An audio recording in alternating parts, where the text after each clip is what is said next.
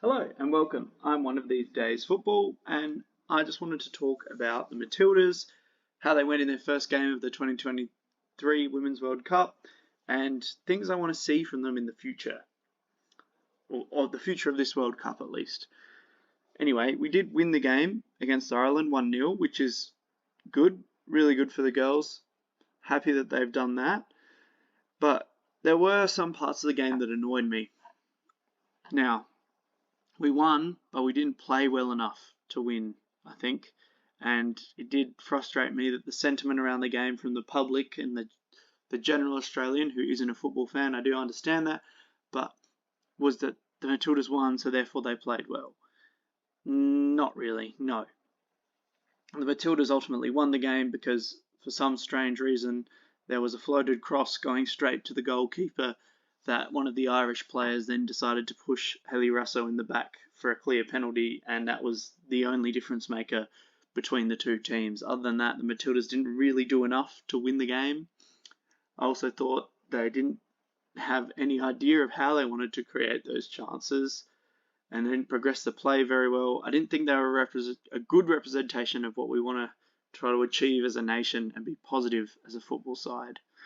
In saying that, Ireland also were better than us for that last 20 minutes, which is a bit scary considering the high hopes that the nation has for the Matildas. So if they want to push on, I think we need to see a bit more risk involved and more braver play, whichever one is correct.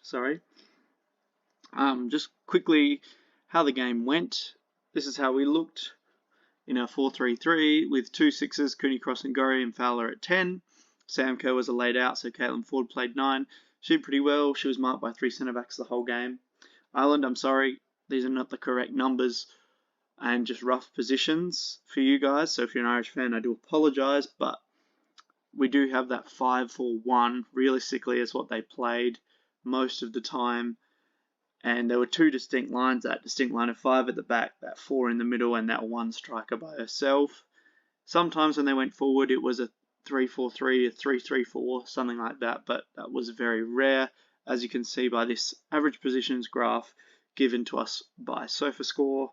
Well, not given to me, I just took it. But, yep, SofaScore, thank you for this. Really good representation of how defensive Ireland were and how isolated that 9 was. McCabe, occasionally that number 11 for Ireland going forward. But other than that, they did kind of play in this really low block the whole time. Moving on, I just want to talk about the media. Now, Gorry was given the player of the match, which I'm not okay with. And I'm sure Gorry probably wasn't okay with, or she probably was because player of the match, great, but she probably knew she could have done a lot of things a lot better. So she lost the ball 29 times as a central midfielder who was almost unmarked or very lightly marked. And the next closest on the Matildas team was Carpenter, who also had a shocker. We'll talk about how to utilise her better later. But she had 22 losses of possession, so Gorry did lose the ball a lot.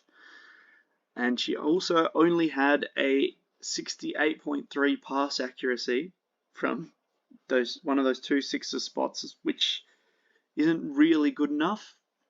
I don't know how you can be player of the match if you're the person who lost the ball the most and had a heinous pass accuracy for a centre midfielder, in all honesty. Now, I'm not saying she was all bad. She did some great defensive work, but considering she had most of the possession, I'm looking at that for us, for Australia. Now, her and Cooney Cross had 8 progressive carries. Gorry had 7 progressive passes, 8 passes for Cooney Cross, 7 for Gorry. And Gorry had the most progressive carries in the team, most carries overall with 4. She also had 4 successful take-on attempts, although I did think she got lucky in 2 of those. But nevertheless, she did some good things. These progressive carries, progressive passes are great. But she lost the ball a lot. And I don't know how we can, as a country, accept that to be the best player. The person who is in an easy position, she was not under that much pressure the whole game, and she's losing the ball like that. Like, I don't think that's an acceptable player to have as our player of the match. And I think Gori would know that. The coaching staff would know that. She did some good things, but it definitely cannot be her best match, and I don't know how she can be our player of the match. Not a personal attack on her, just an identification of the media and their sentiment around Australian football. Now, Australia struggled to break down the block, the 5-4-1 block. We only created one big chance, and we only had 13 shots, and only 2 were on target, one of which was a Gori shot from outside the box.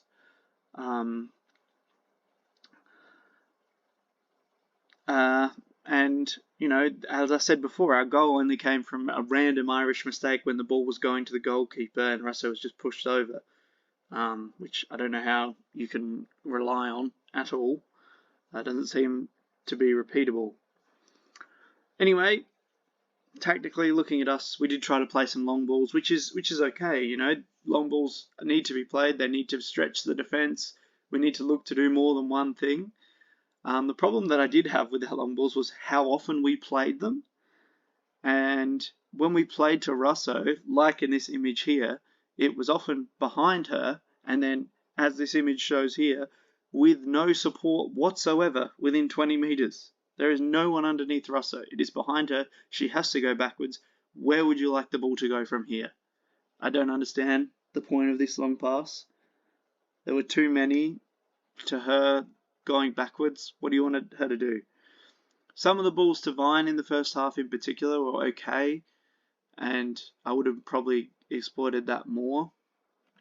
When I'm talking about Russo and the long balls to her, this is a better example. This is another long ball played to Russo, and we have Carpenter and Fowler both running underneath for that first touch backwards. Now, she doesn't use either of them, but yep, green tick. Yep, because this is much better. This didn't happen enough, and I don't understand why we were doing it while we're playing so many long balls, and especially like this with no support most of the time, when they're playing such a deep block of essentially 9 players. I don't think it's very useful. Anyway, talking about that 9-player block, what we have here is an example of how the game was spent most of the time. You know, Kennedy and Hunt on the ball, and them having these 2 distinct defensive lines. Highlighted in this blue circle is this weird 6v1 in, you know, a vast area of the pitch, which we should never ever lose. 7v1 if you want the goalkeeper to come up. She didn't.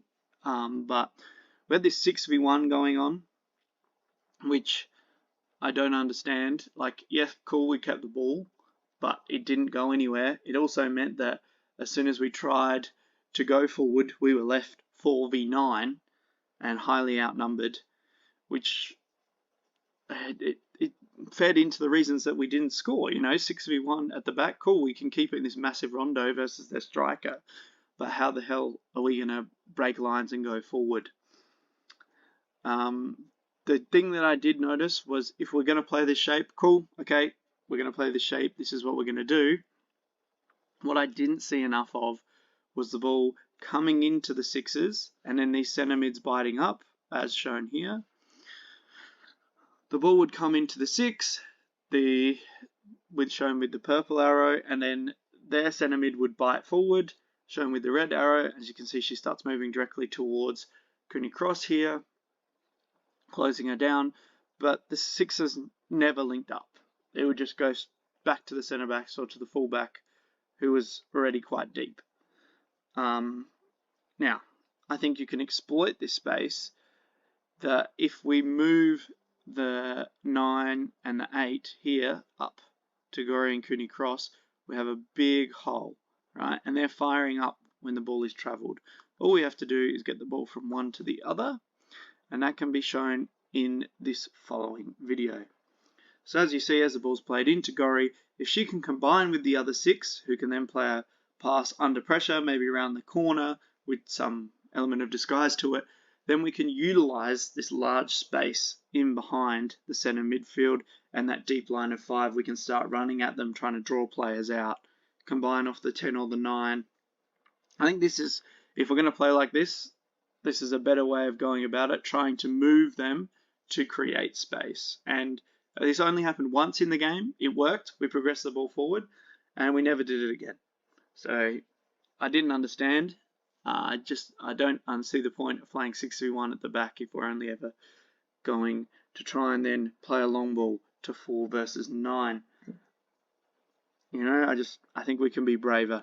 Here's an example during the game of us playing a 6 the ball.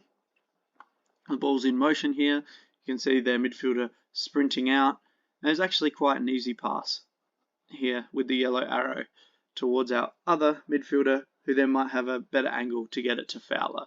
She will be higher on the pitch and be facing forward to progress the ball. I didn't see the Sixers link up at all.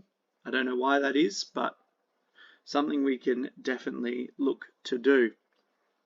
Now, irrespective of that, we tried what we meant to do, I suppose, for the rest of the tournament in the first half, but surely you looked at the first half and went to the second half and went, we need more forward players, and Carpenter was doing absolutely nothing as that fullback. So in the second half, I would have thought we bring Carpenter high and wide, put Russo inside, and then we can, if we bypass this line of 4 in the midfield, we are 5v5 on the back. You know, we've got Fowler dropping in between the lines here. Could also probably have Russo in there sometimes. I don't know how you do it. I've got Vine here tucked in because maybe we want to try and play a long ball from Kennedy to Vine. Or Hunt to Vine or Catley to Vine, doesn't matter. The idea here now is that they have to give us more space. Very common to see this 3 at the back, 2 6s. Often it's the fullback inverting into a 6, but here we can just bring Carpenter into our strongest position, which is being a forward, being wide, being able to get crosses into the box, take 1v1s on, use her speed, try and isolate this wingback here. I think this would have been much better, would have used Carpenter's skills, because she didn't have a good game because she was just sitting back, occasionally passing forward, most of the time not 2 players in yellow, but, you know, why don't we use her strengths? And this is the best way I think we do that. Just something to think about. Hopefully, you know, how do we break down a press? We couldn't break it down. Something has to change. Nothing did change. So just an idea of how we can get 5v5 on the back. Now, I have said some negative things about the Matildas, but ultimately I am a fan. I want them to do well. I want them to progress football within Australia. And the reasons that I ask these tough questions is because the Matildas are good players. They're good enough to play football at a higher level than what was being displayed last Thursday. So,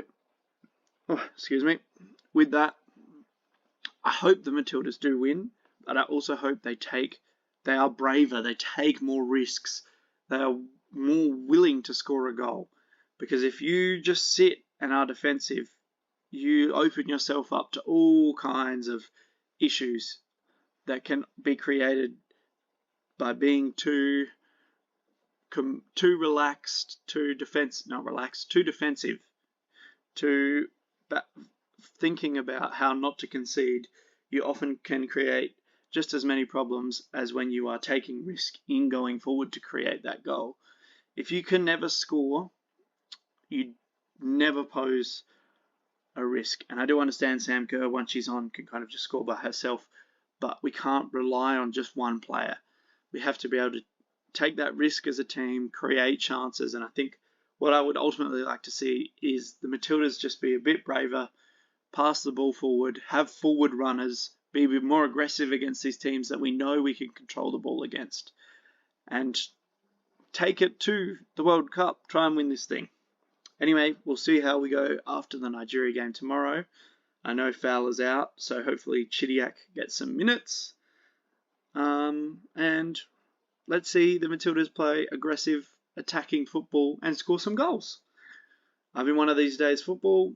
Good luck, Matildas. Speak to you guys soon. Bye.